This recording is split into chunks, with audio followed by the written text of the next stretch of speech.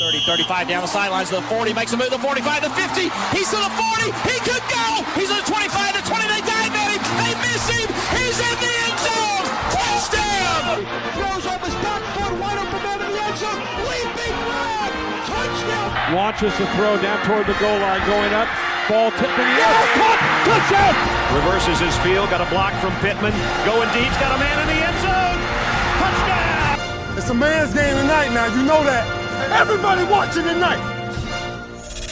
And now it's the Undefined Blitz with Chad and JC. Yeah. Welcome, everybody, once again to the Undefined Blitz right here on UndefinedRadio.com. Appreciate you guys and gals tuning in as we talk everything football. What another wild weekend it is, because that's just football. Football's great.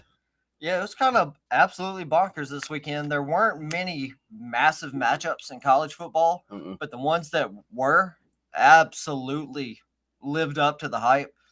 And then you had in the NFL, I mean, there were major upsets all across the board. Like it was major because there were games you just knew that's a win, that's a win. There's another win. Absolutely. These should be easy pick'ems.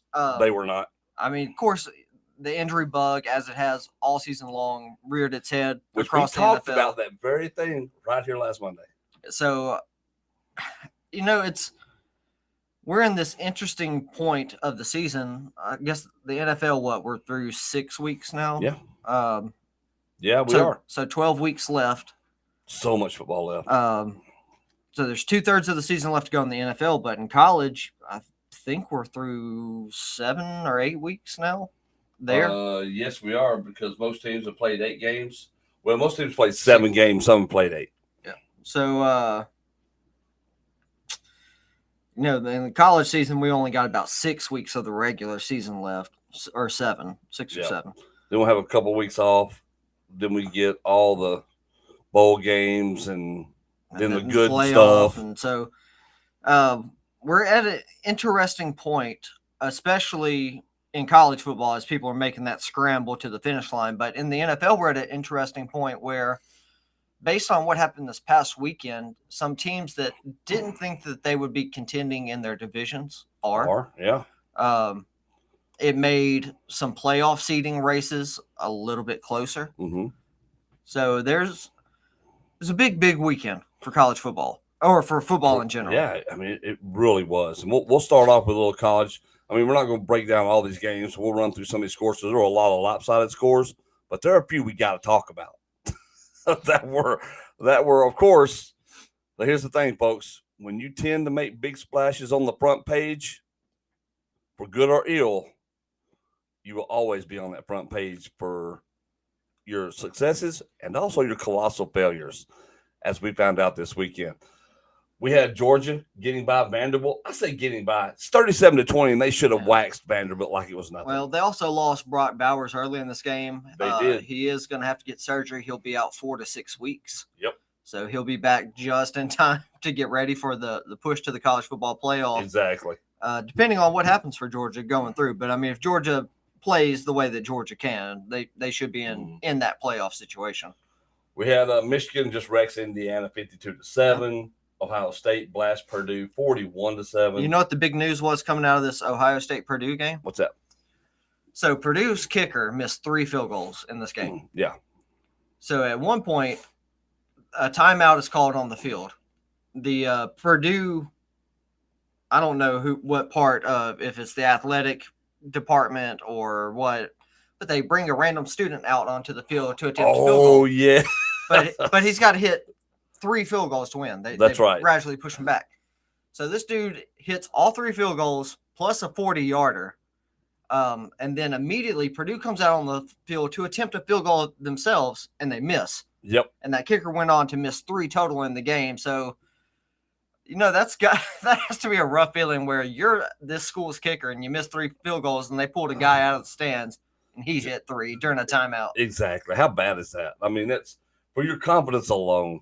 That's got to be abysmal. We had Florida State wrecking Syracuse 41-3. Yeah, I mean, they just played bullish football against Syracuse. Penn State destroys Massachusetts 63-0. I'm going to go ahead and look at some of these lopsided games real quick, and we'll go back to these other ones. Duke beats NC State 24-3. Arizona beat Washington State 44-6. Yeah, didn't expect that. We had LSU just smacked Auburn around 48-18. And Mizzou beats Kentucky 38-21. So we're gonna talk about that. But let's get some of these closer games, dude, because I want to talk about these. First one being Oregon Washington. Massive game. What a great game this was. Huge game. Number 7 versus number 8. Yep. A rivalry game. You know, two states that are right on top of each other in the Pacific Northwest. You got two big-time quarterbacks, Bo Nix and Michael Penix Jr. And, I mean, these quarterbacks went out there and they played ball. They did. They really did. And, of course, it comes down to a field goal attempt by Oregon. Oregon whiffs, and then the Husky faithful rush the field. But definitely the most hyped game of the weekend, and 100% lived up to the billing. It definitely did. It was exciting. Notre Dame upsets USC 48-20. Didn't just upset them. They destroyed Beat them down. They beat them pretty hard. From start to finish. We've been questioning USC. What's this USC team really going to be like? We even talked about this game. Specifically that defense. That's right. So we talked about this game right here. What would happen, you asked last week, if Notre Dame beats USC? I said I'm here for chaos. And this is what that is, man. This is what that looks like. Yeah, so Notre Dame gets the big win over USC. It's a non-conference game, though, so it doesn't hurt USC as bad as it could have. Also, with Notre Dame being a top 25 team, it lessens the blow a little bit more.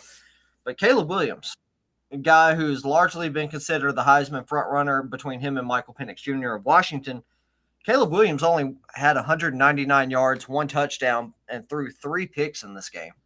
Yeah, it did not look good. He did not look good at all. You had Alabama taking on Arkansas. Alabama wins this game 24-21 in a game that was way, way closer than the Alabama faithful would have liked, because it still plays on their fears of what's happening with our football team. Yeah, they're a well-coached team. Always. So they find ways to win games. That's right, which you need to do. However, they are not as talented as Alabama teams have been in the past. No, they're not. They're still immensely talented. Sure. Don't get me wrong. They're just not as talented as we have gotten accustomed to seeing from Nick Saban teams since 2009. That's right. Shout out to KJ Jefferson, by the way. Arkansas is 2-5, and if it wasn't for KJ Jefferson, they wouldn't even be, because they're losing games close. That's right. It's not like they're getting blown out. No, that dude keeps them in football games. 100%. I love the way KJ plays. And like I said, he's from around our area, by the way, but I just love the way the kid plays. Number 12, North Carolina beats Miami 41-31. So Miami, 2 back-to-back tough losses. This one's not as bad of a tough loss in the sense that, yes, the final score says they lost by 10, but that's because Miami could only score every other quarter in this game. Yeah. Put up 17 in the second quarter, put up 14 in the fourth quarter. That's right. Whereas North Carolina showed you what can happen with consistency in a big singular quarter. They had 21 in the third. But it was a huge game for North Carolina. Tez Walker, Tez Walker just got cleared to play by the NCAA, I think last week. And he came out in this game with these stakes against a top 25 opponent, 6 catches, 132 yards, 3 touchdowns. So we've had questions about North Carolina. Are they really a good team? Are they not a good team? What are they right now? They're playing great football. They keep winning, which is the goal. And you can't say they're just winning against scrub teams, which is not the case either. Yeah, so I think it's funny that, of course, we've all been talking about the downfall of the Pac-12. Yes. Right? Because as of next year, it's the Pac-2 or whatever it's going to be. But the Pac-12 teams this year are really, really good. And on the flip side of that, people have also been talking about how nobody wants to be – all the best programs in the ACC don't want to be in the ACC anymore. Yeah. Like Florida State wants out. people have always been talking about, well, what if they moved Clemson and North Carolina into the SEC and all this stuff?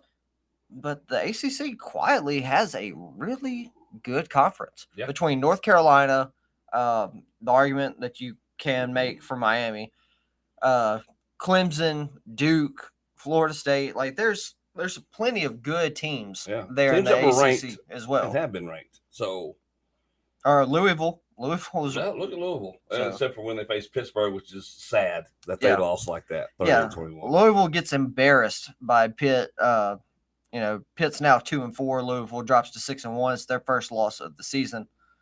If you're going to lose, you can't lose that way. Mm-hmm. Oregon State beats UCLA 36-24. Pretty good game there. What a career resurgency for DJ Uiagalelei after not getting playing time at Clemson or playing badly at Clemson to eventually getting benched. Now he transfers out to Oregon State, where they currently sit at 6-1 in the Pac-12, a very competitive Pac-12. Yeah, Utah beats Cal 34-14. Tennessee beats Texas A&M 20-13. We were kind of talking about this game last week and what this could be like. Like Texas A&M scrappy. Oh, they are. Like they're not losing all their games like they did last year, but they're a middle of the road team right now. Yep. They're a team that will fight you tooth and nail, but they just don't have quite enough yet to start winning the big games. Exactly. We had Oklahoma State beating Kansas 39-32. Yeah, big upset for the Cowboys. The Jayhawks come in. They hand Kansas only their second loss of the season. Oklahoma State moves up to 4-2, 2-1 in the Big 12. There you go. All right, new top 10 rankings came out this week. Or not top 25 rankings are out. Georgia's still sitting at number 1. Michigan getting a lot more first place votes are up at number 2. Ohio State sits at number 3. Florida State at number 4. You got Washington up 2 spots to number 5. Good on them. Oklahoma moved down 1 to 6. Penn State moved down 1 to 7. Texas moved up 1 to 8. Oregon moved down 1. Oregon only moved down 1 to 9. North Carolina moved up 2 to 10. Alabama stays pat at 11. I think Alabama's been at 11 for like 3 weeks in a row. It has.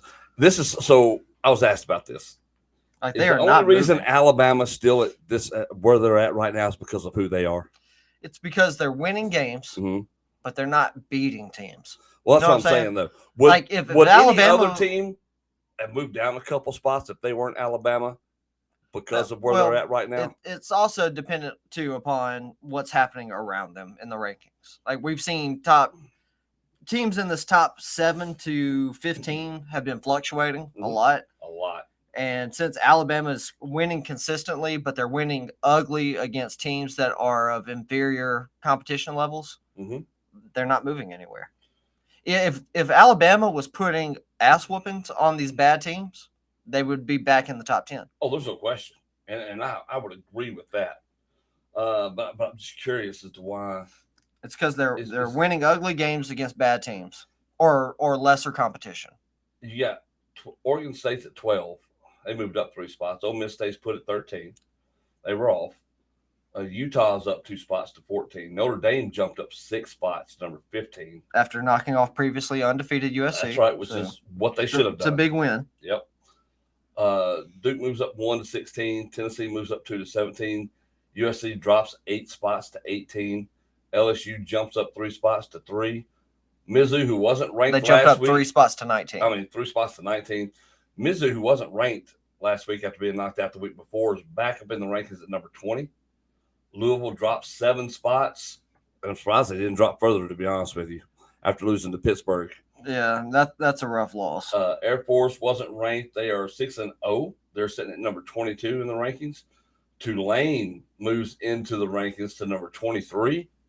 Iowa moves into the rankings at number 24, and UCLA drops 7 spots all the way down to 25. It hangs on. How about Iowa is quietly 6-1?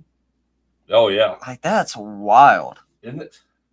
I mean, and look, Iowa typically on a yearly basis is pretty good. It's just the last couple years for them has not been good at all. Exactly. So the Hawkeyes, they started the year beating Utah State. They went to Iowa State and beat them. Hosted Western Michigan, where they absolutely waxed them.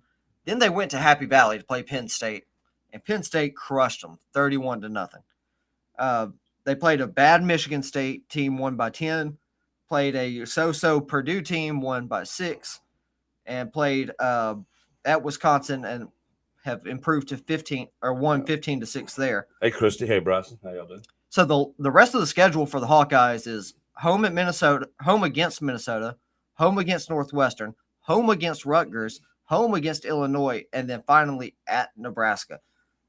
It is super reasonable that Iowa could finish the season 11-1, if not 10-2. Yeah. With the possible loss being here, maybe against Rutgers. Very true. All right. We got college football this week, of course. You got number 8 Texas going against Houston this week. Who you got? Lions Texas by 22.5 on the road. Oh, so speaking of Houston, that reminds me.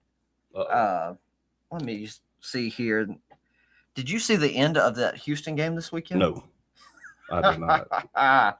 So Houston was, for the life of me, I can't remember who they were playing. And since I'm not on my normal setup, I don't have my quick cuts here. So I'm trying to find this in real time, people. Oh, they played West Virginia. That's what it was. So West Virginia, as time is getting low in the game, throws a 50-yard pass, and the receiver – no, it's not a 50-yard air pass, but it's a short pass that the receiver just made a play, made everybody miss, runs 50 yards, made a house call to put West Virginia up 39-34 in the waning minutes of the game. Mm-hmm. So Houston gets out there on the field. They're up against the clock. I mean, there's next to no time left. They get out to just past midfield to the West Virginia 49-yard line. They have time for one Hail Mary. Houston throws it up. It's kind of batted around between defenders and receivers in the end zone and just bounces right into the hand of a Houston Cougar to secure it for Houston to walk out with the 41-39 victory. That's nutty. Just a absolutely bonkers couple of minutes for that game. Houston is 3-3 currently. They're 10th in the Big 12.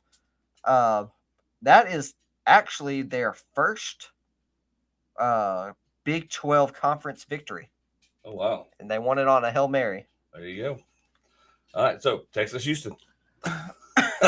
Yeah, I got the Longhorns for sure. All right, Ole Miss takes on number 13. Ole Miss takes on Auburn. Lions Ole Miss by 6.5 on the road. I'm going to go with Ole Miss. Although Auburn's kind of scrappy, they're just not finding ways to win games yet. You got number 7 Penn State, number 3 Ohio State. Lions Ohio State by 4.5 at home. This is going to be fun. Yeah, biggest game of the year. And Penn State never figures out how to win this game. So I look for Kyle McCord and Marvin Harrison Jr. to get work done against the Nittany Lions. UCF against number 6 Oklahoma. The Lions OU by 19.5. Yeah, Oklahoma should absolutely roll in this game. Dylan Gabriel is playing like a Heisman contender, but no one's talking about him. Air Force, number 22, takes on Navy. Lions Air Force by 11.5. Wow, Air Force is getting after it this year. Yeah, I'm gonna roll with the Air Force as well. Number 9 Oregon takes on Washington State. Lions Oregon by 20 at home. Yeah, Bo Nix and company are white hot after losing that game to Washington, because especially they had several opportunities to make plays in that game, and they just didn't. So they'll be looking to bounce back. Oregon rolls over Washington State. Number 17, Tennessee. Number 11, Alabama. Lions at Alabama by 8.5 at home. So Tennessee got the big upset last year. We all remember that. Yep. Hendon Hooker and Jalen Hyatt had a massive day against the Crimson Tide last season in Tennessee. This game moving back down to Tuscaloosa. Alabama's not as good as they were last year, but neither is Tennessee. It really comes down to who do you think is going to make the bigger plays from that quarterback spot? And right now, I'm more inclined to believe that it will be Jalen Milroe. I'm going to take the Crimson Tide. All right. South Carolina takes on number 20 Mizzou. Lions Missouri by 7.5 at home. Yeah, I'm going to take Brady Cook and the Tigers. North Texas takes on number 23 Tulane. Tulane is favored by 20 at home. Yeah, Tulane just got back into the top 25. They're looking to stay there for a little while, so they're going to knock off North Texas. Yep, Minnesota taking on number 24 Iowa. Lions Iowa by 4. I ran this down earlier. I think the Hawkeyes are going to be looking pretty, kind of waltz their way into that Big Ten title game. Virginia takes on number 10 North Carolina. Lions UNC by 23.5 at home. Look, Drake May had a rough start to the season where he threw, I think, 4 interceptions in the first 3 games, but he hasn't thrown one since.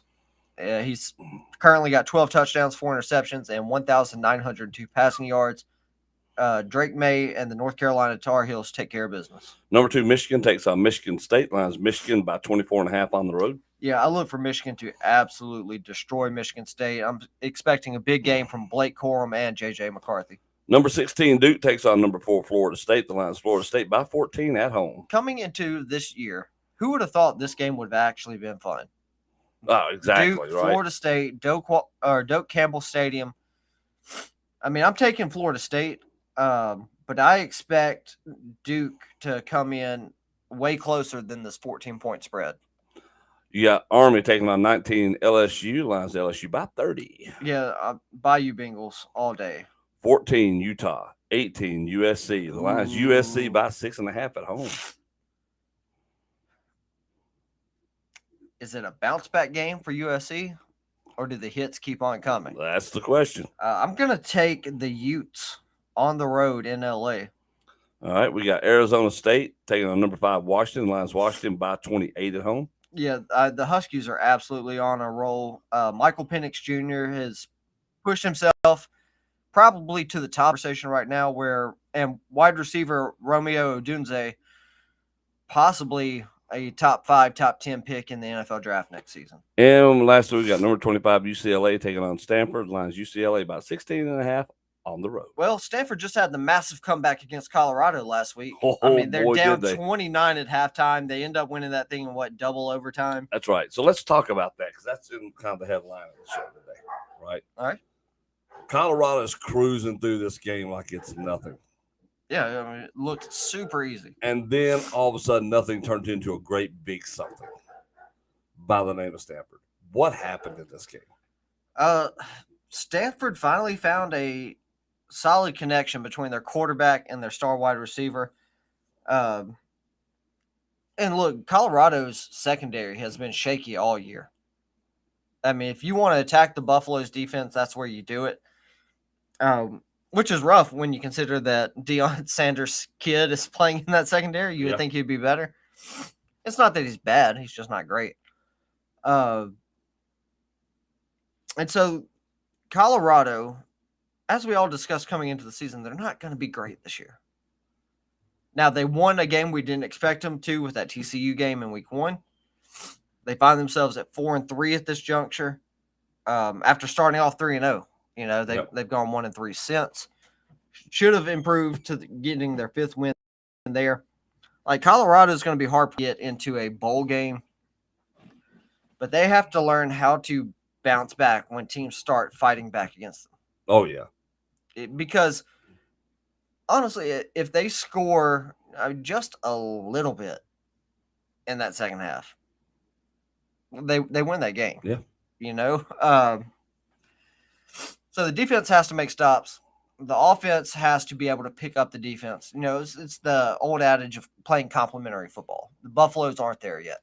So do you think – I'll play devil's advocate because it's fun. Do you think Colorado got a little full of themselves going into halftime, like this is easy and stuff? Well, they're constantly full of themselves. Let's cruise. We can cruise. Even if they didn't say let's put it on cruise control, mentally, though, how much did they check out in that third quarter? You know, I don't mind the confidence / borderline arrogance of Colorado. I don't mind it. However, you got to know that if you're going to talk that big, you have to back it up. Yeah, you can't lose to a Stanford. Every game. That's right. Like every game, you're getting everyone's best shot because you talk.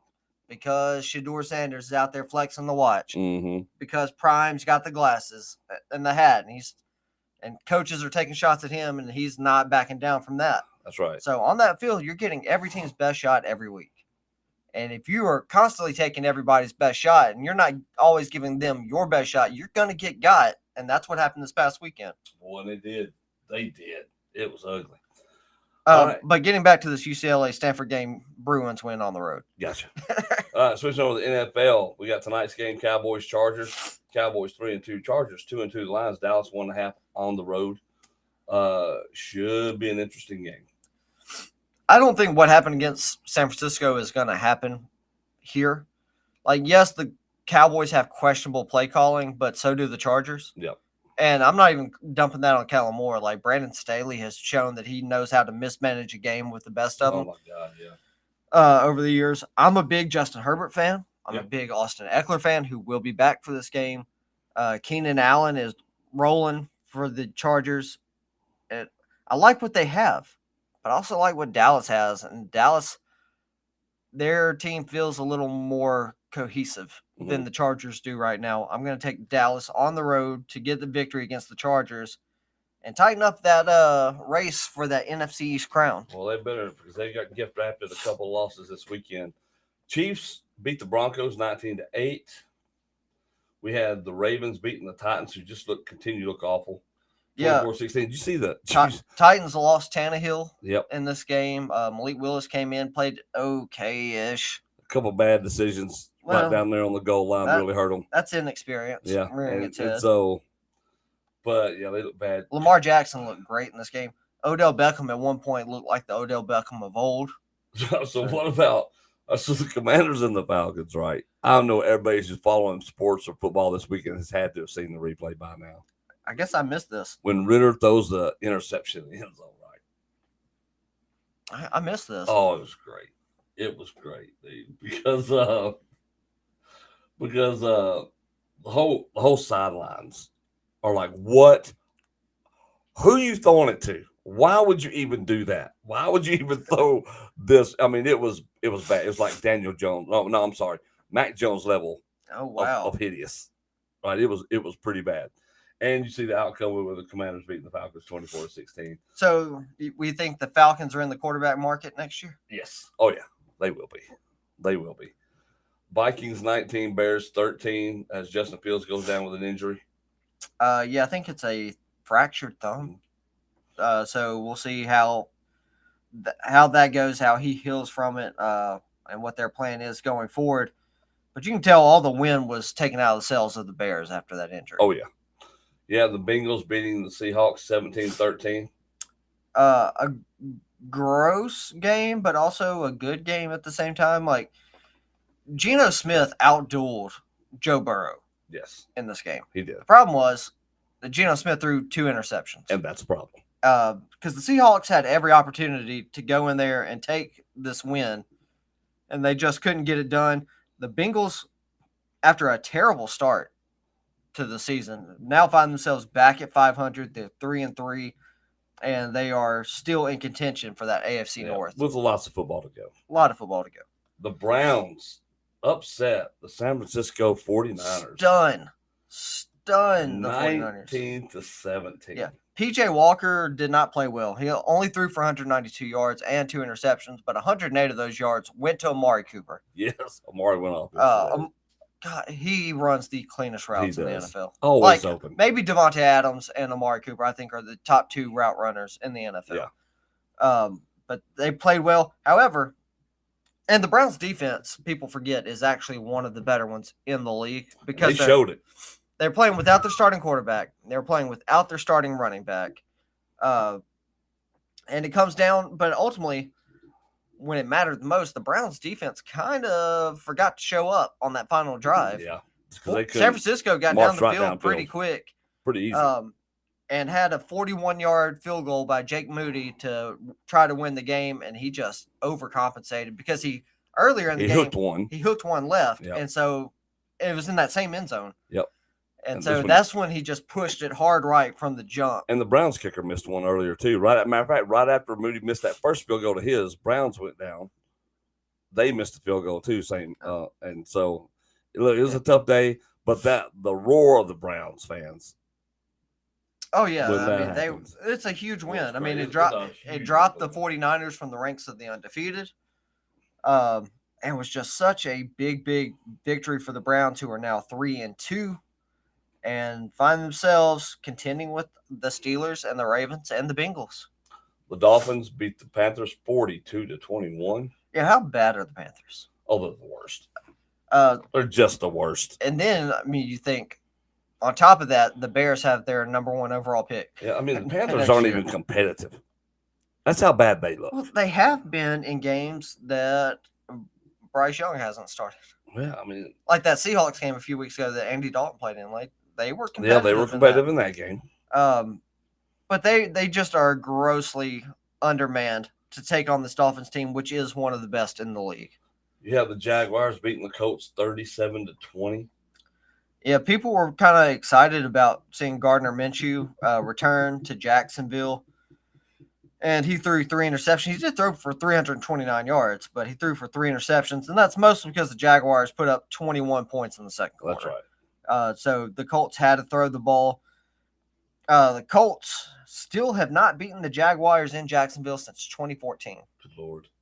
The Texans beat the Saints 20-13. And yet another hilarious video that's making the rounds. Oh, you have to. The Alvin Kamara one? Yeah. Where Jameis Winston's on the sideline? Yeah. It was so funny. Like, dude, please shut up. Big numbers for Derek Carr, yardage-wise, 353 yards. Yeah. But he only had 1 touchdown. He did have 1 pick. All the stat leaders in this game offensively were New Orleans Saints. Yep. But C.J. Stroud and company just keep finding ways to get it done. They do. The Patriots lose to the Raiders 21-17. Mac Jones only threw 1 interception in this game.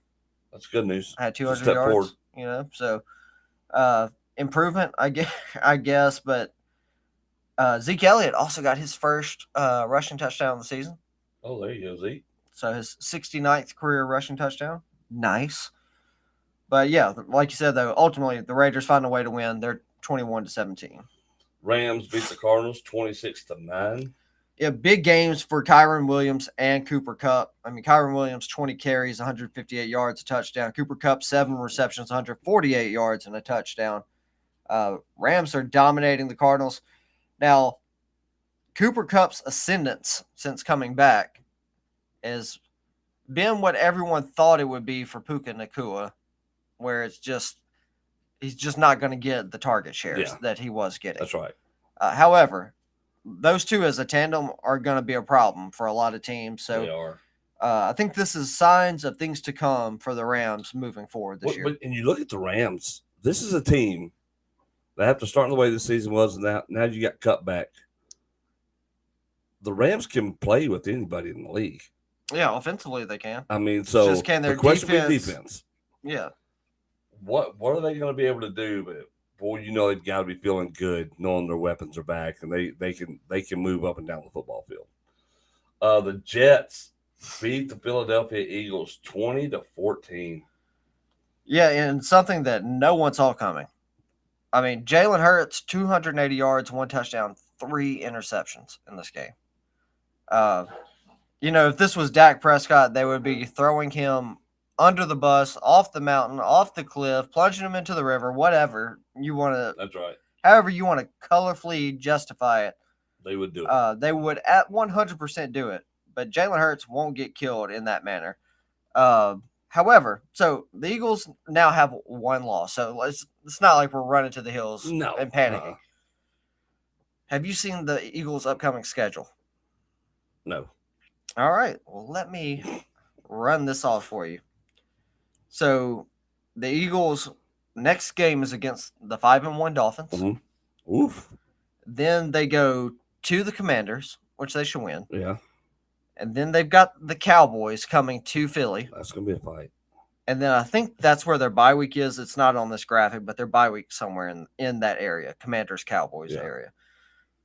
Then they go to Kansas City. Oh, my God. Then Buffalo comes to Philly. Then San Francisco comes to Philly. Jeez. Then Philly goes to Dallas. Jeez. Then Philly goes to Seattle. What a schedule. A rough next. That's not going to be fun. Yeah, that's the next 9 weeks. That's not going to be fun. It's 8 games and a bye week, but that's what it's looking like for the Eagles. Oh, damn. To get them to like mid-December. Well, we certainly will know what they're about by then. Oh, absolutely. I mean, there's zero question. If they win the division, they've earned it. Every bit of it. Oh, yeah. Well tested. Oh, yeah. Lions 20, Buccaneers 6. Yeah, Jared Goff, who has not played well away from Detroit. He's exceptional at home. Yeah. Has not played particularly great away from Ford Field. 353 yards, 2 touchdowns. Jared Goff likes creamsicles. Amon-Ra St. Brown, 12 catches, 124 yards, a touchdown. Baker Mayfield did have the short pick 6 that he threw, but if that defender's not there, it's a 92-yard touchdown for Mike Evans. Oh, yeah, no doubt. Because there was no one around him. Yep. So it was just one of those things where that pass got timed absolutely right by the defense. Yeah. I think it was more of an impressive play by the Lions defense than it was a bad throw by Mayfield. The Bills beat the Giants 14-9 as the ineptitude of the New York Football Giants continues to show. And it's so weird because they played well all night. Like, yeah, the score was 14-9. Don't get hung up on that. Which is close. Yeah, it's close. That's a close game. But people think, oh, well, it must have been a sad game if that's all the points that were scored. No, this was actually a highly competitive game that was brutal back and forth. Tyrod Taylor played pretty well. He had 200 yards. Saquon Barkley did not get off to a good start, but in the second half, he started to pick it up. Stephon Diggs early in this game was the only person Josh Allen was throwing the ball to. Yeah, it seemed like every time he turned around, it was Stephon Diggs. Either he was catching it or it was going incomplete, but Josh Allen was throwing it to. I think the first 12 or 13 passes the Bills threw, Stephon. all of them went to Stephon Diggs. He finishes with 10 catches for 100 yards. So let's fast forward to the end of the first half. Yep. The Giants find themselves with the ball at the 1-yard line. It's an and goal to go situation from the 1. The Giants call a run play. It gets stopped, and they cannot get back to the line of scrimmage to to run another play before time expired in the half. Terrible clock management. So everyone's like, what is going on? All right, fast forward to the end of the game. There's a defensive penalty that puts the ball at the 1-yard line. Here we are, New York Football Giants, looking at the same situation again. Untimed down because the clock's expired. Yep. Untimed down from the 1-yard line, you get the touchdown, you win the game against the Bills. So, I mean, it would be an impressive win. So, Tyrod Taylor takes the snap. He sees Darren Waller, who's kind of open. It's a tight window throw. Yeah. But Tyrod Taylor, trusting the big body tight end, throws it. The pass bounces off Darren Waller's hands, falls incomplete. The Bills win the game. The conversation coming out of that play is there was what looked to everyone in America to be defensive holding. Yeah. Oh, well, you mean the tackle that didn't happen? Yeah. The defender out there. The defender is all over Darren Waller. Yes. He's grabbing his jersey, tugging, pulling the entire time. Which you can make contact with them 5, but you cannot pull. You can't hold. But once you're in the end zone, like the whole 5-yarders thing is goes out away. the window. It does. So do you think the flag should have been thrown and the Giants should have gotten a third shot? Because you can't hold. Yeah. I mean, timed down or not, untimed down or not, you can't hold. I think it goes to this argument, though, that people always have, and it's not just us. Like, this is a conversation across from football fans of the NFL across the country. There's too many times where we're like, oh, they should have let the players play. Should have let the players play. A lot of people had a problem with the flag that was thrown in the Super Bowl on James Bradbury for pulling on Juju's jersey because it wasn't a lot. Yeah. But you just saw the jersey come away from the body. Yeah. And because of that, he got flagged, and the Chiefs got another shot at it, and they won the game. That's right. So in this situation, what side of that argument are you on? Should the flag do what it did and stay in the pocket and let the guys try to play and make, unless it's egregious. If it's egregious, throw it. But if it's something like that where it's more just kind of pulling and hand fighting, then I don't mind the hand fighting. I think the defense has as much right to the football. Now, if he had wrapped Darren Waller up, if he wrapped him up, that's different. What you can't do is when you grab somebody, you cannot change the trajectory of their route. Which is what happened here. Which is what happened. That's holding. All right. As long as you don't change the trajectory of it, it's not holding. Let them play. The problem with that one is they totally changed his route. So you're of the mindset. This is the rule. This is the rule. If you violate the rule, we're throwing the flag. Yeah. Well, because the problem with the NFL has been, let's interpret it this way. Right. Well, let's interpret it this way on this one. How many times we see that happen to the Saints? It seemed like every year there in the playoffs, right? That 2-3 year stretch. Yeah, against LA. They had the play against the Rams. Yep. Where it's just blatant defensive pass interference. Exactly. I mean, no question about it. Flag didn't get thrown. And then they had the heartbreaker against the Vikings. That's right.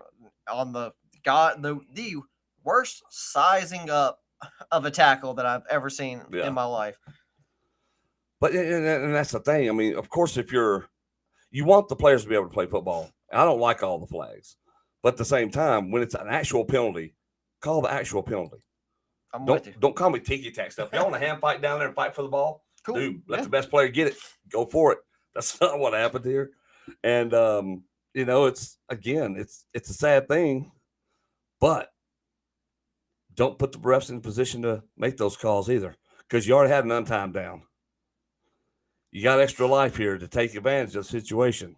And that's the play call you dialed up. And this is what you did. You still threw the ball kind of into traffic, and you had to throw it really fast and hard and high to get it through there and high. So it wasn't like it was a high percentage pass anyway. I mean, they were up against the wall no matter what, from the play calling and everything. Refs didn't help the situation, but it just goes along the lines of what the Giants are this season. It's just what they are. The Giants are 1-5. They definitely are that. Which leads us to this week. Let's see. Starting Thursday night, you got Jags Saints. Line is New Orleans by 3. Who you got? I'm actually with Vegas on this one. I think the Saints are going to defend the Superdome there. They'll knock off the Jaguars. All right. We got the Raiders, Bears. Line is Las Vegas by 3 on the road.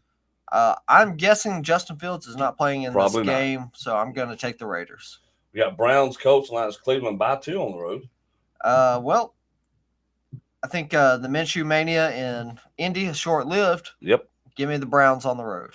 We got Bills, Patriots. Line's Buffalo by 8.5 on the road. Bills should not have any trouble with the Patriots. Commanders, Giants. Line's Washington by 2 on the road.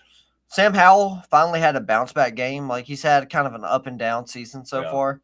I look for him to build upon that, and the Commanders get the win. But the Giants' defense wrecked shop last night against the Bills. Yes, they did. Like, we can't understate that. Yeah. Their defense was giving Josh Allen fits all night. I look for them to give Sam Howell those same problems, but the Commanders sneak out the win. We have Falcons, Bucks. The line is Tampa Bay by 2.5 at home. Bucks are the better team, but God, I love Bijan Robinson. I want to pick the Falcons, but I reasonably can't. Taking the Bucks. Lions, Ravens. Lions, Baltimore by 3 at home. This ought to be a fun game. Baltimore's been winning ugly games. Yeah. Like I said earlier, if Jared Goff can go on the road and play well, then the Lions have a shot, man. Like, they are constantly building their lead in their division. But what a great story for Jared Goff, right? The quarterback everybody was writing off. He's just absolutely done. He'll finish up. He'll get washed out of Detroit, and that's pretty much going to be it. And here we are. Yeah. Here we are. He's got a great cast of talent around him between Montgomery, St. Brown, Laporta. There's a lot of weapons there. Jameson Williams. So I'm going to take the Lions on the road. We got the Steelers versus the Rams. The Rams by 3 at home. If the Rams didn't have Cooper Kupp, I probably would have said the Steelers find a way to win it. But man, between Nakua and Kyron Williams and Cooper Kupp, I'm taking the Rams at home. Cardinals, Seahawks. Line Seahawks by 8 at home. Cardinals are scrappy, man. scrappy team. They're fighting with everybody. I just think ultimately the talent of the Seahawks will be too much for the Cardinals. But I also said that about the Cowboys, and we saw how that played out. That's right. But I am taking the Seahawks here. Yeah, Packers, Broncos, Lions, Green Bay by 1 on the road. Who will do the more foolish thing is ultimately what it is. And, of course, have you seen all the drama surrounding the Broncos wide receiving core? No. Well, I knew So Jerry Jeudy several weeks ago got called out by former Broncos running back Philip Lindsay. Yes, he did. And then Jerry Jeudy started name dropping all kinds of Broncos great wide receivers for some reason. Yeah. And then basically told Philip Lindsay, enjoy watching the game from your couch. Yeah. So after that, Steve Smith had something to say about Jerry Jeudy's career performance. To which point he kind of realized, like, man, I probably went in too hard on the kid. Yeah. Attempted to apologize to Jerry Jeudy on national television. And Jerry Jeudy says, hey, man, I don't mess with you. Yep. And kept it moving. To which Steve Smith instantly did the most savage tongue-in-cheek apology to Jerry Jeudy on national television that anyone's ever heard, and absolutely ripped Jerry Jeudy apart. But it comes down to there's many people, fans, league insiders, coaches around the league that feel like Jerry Jeudy and Cortland Sutton just don't try that hard. No, you can tell by their effort on the football field. Look at them. Watch them play. Watch them play. So watch them short arm the football. Is the problem Russell Wilson? I don't think so. Or is it the receivers? At first I thought it was Russell Wilson, but as you watch this drama play out over the season, you start to realize that, you know what? All the finger pointing we were doing in one direction probably need to start rotating around a little bit. I don't think the receivers are – here's the part. They have talent. They are not mentally talented, and that's a problem. Yeah. Josh Allen has more interceptions than Russell Wilson this year. That's what I'm saying. Tua Tagovailoa has more interceptions than Russell Wilson this year. Patrick Mahomes has more interceptions than Russell Wilson this year. Yeah, Jalen Hurts, more interceptions. But if you got receivers who are not wanting to play football, just wanting to collect the check and not put forth the effort, blame somebody else, it ain't going to work. And it's easy to make the quarterback look bad as a receiver when you're not doing your job. Yeah. It is, because the blame goes to the quarterback. So who are you taking in this game? Packers, Broncos? I'm taking the Packers. I'm going to take the Broncos. The only reason I take the Packers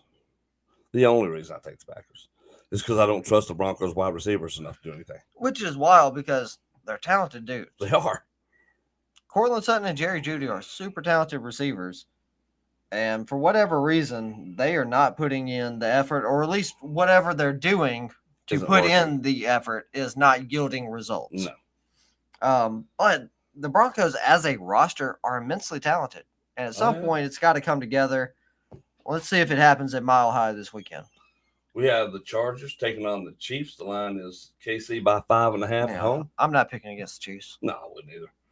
The Dolphins taking on the Eagles this game.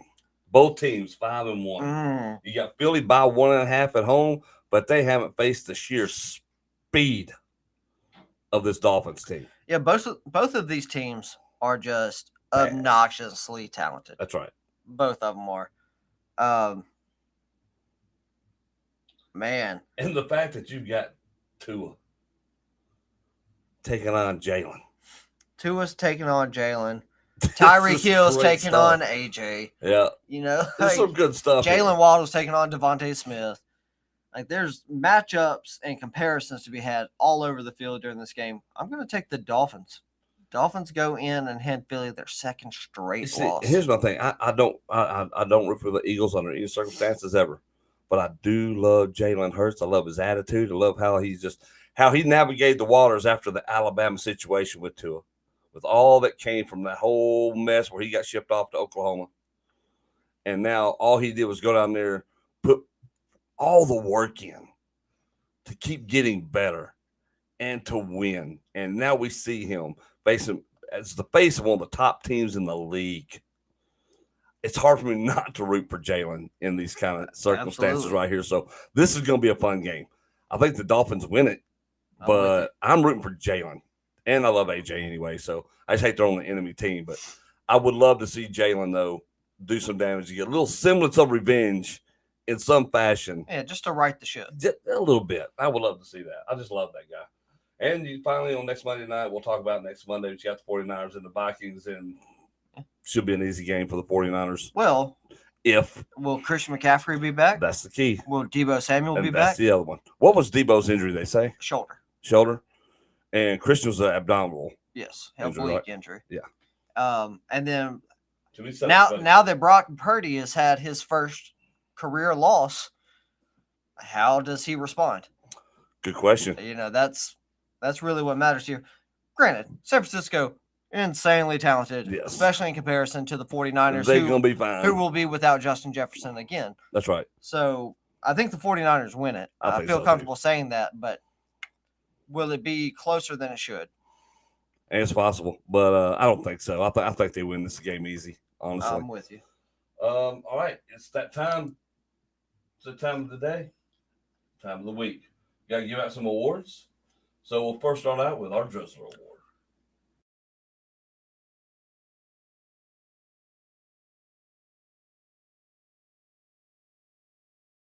Awesome. All right, guys. It's time for our Drizzler Awards where we give out the Drizzler. The Drizzler of the week. There's so many places I want to go. There's a lot of places to go on this one. Do I want to go with Jerry Jeudy? Do I want to go with the Eagles? Do I want to go with the Colorado Buffaloes? Do I want to go with the Trojans of USC? I'm going to go ultimately with Philadelphia Eagles. Okay. For no other reason than they should have absolutely waxed the Jets. Yes. There's no reason that game should have been close, let alone the Jets win it. I mean, the Jets have a top defense, and that's true. They do, but they were without their two best corners, and yet Jalen Hurts still threw 3 picks. That's right. And their offense is... Yeah, I mean, Dak Prescott, the much maligned Dak Prescott. That's right, much maligned. Rained hell down upon that Jets defense. That's right. Until they got in the red zone, of course. Of course. Just because the play calling is atrocious. But statistically, he had a QBR of like 87 and a passer rating of 112 against the Jets. Jalen Hurts was nowhere close to that. And, the Eagles were playing at full strength against a Jets team that did not have their starting quarterback, didn't have their top 2 corners. The Jets were in a really rough situation and found a way to win that game against the Eagles. So the Eagles, who should have absolutely just boat raced the Jets, they got my Drizzler this week. Mine obviously goes to Colorado. The meltdown against Stanford was just you cannot have that lack of discipline on your football team. If you're going to, like you said earlier, if you're going to talk all that smack, we always talk about if you're going to talk the talk, you got to walk the walk. Absolutely. And that's always been true. And if you're not doing that, you start easing up because you think, this is easy. There's nobody. We got this in hand. Karma is undefeated, folks. Go ahead and talk stuff. Let things happen. It comes to get you. And it came to get Colorado in a big, big way, taking a nail they didn't need to take. It should not have taken. But they did it. And that brashness cost them because I just feel like they didn't care after halftime. I think they were on cruise control. They checked out mentally.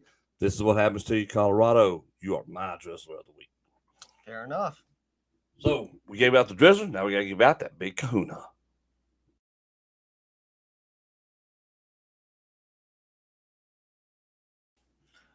There we go. All right, big kahuna. Who you got? My big kahuna this week are the Washington Huskies. Oh, there you go. They get the huge win in the rivalry game against Oregon. It was number 7 versus number 8. All the stakes were there in that game. And Michael Penix and Romeo Odunze, Rome Odunze, sorry, absolutely delivered. Michael Penix Jr., I think, has elevated himself to the Heisman favorite if he hadn't already done that at this point. Puts Washington in a respectable situation where, like, we know, regardless of what happens between Ohio State and Penn State this weekend, Ohio State still has to play Michigan at the end of the regular season. Yes. So if Washington can handle their business, they're in the playoff. That's true. No way around it. They're in the playoff. Yeah. So, I like what I'm seeing from the Huskies right now. Old Pac-12 After Dark is doing its thing. So, kudos to the Huskies. Kudos to Michael Penix and Odunze. So they are my big Cougars this week. Mine is Notre Dame. Okay. You knock off USC. You've got the whole country wondering now, who follows college football, is USC truly for real, or we just see a phantom team this year? What are they really? And Notre Dame said, hey, we took one on the chin earlier and said, but look at us. We ain't done. And here they are. They have saved their season. I think they've saved some of the coaching staff. And they've done a lot for themselves in one game. And when you knock off a team like USC, now they still have a lot of football left to play, but Notre Dame looked like world beaters this weekend. And Notre Dame looked like a football team coming into the season who knew that if they just played well what they were capable of playing, they could be dominant and have a great season. Is this a turnaround point for Notre Dame? Regardless of whether it is or not, they sure made a statement Saturday. My big Cougar goes to Notre Dame, the Fighting Irish. Good job. It was excellent. All right, folks, we appreciate y'all tuning in to this week's edition of Undefined Blitz. Of course, we'll be back here next Monday talking about more foosball. Got all these big matchups this weekend we will be watching and taking care of. Temperatures have cooled down. It's the fall time. All kinds of sports going on.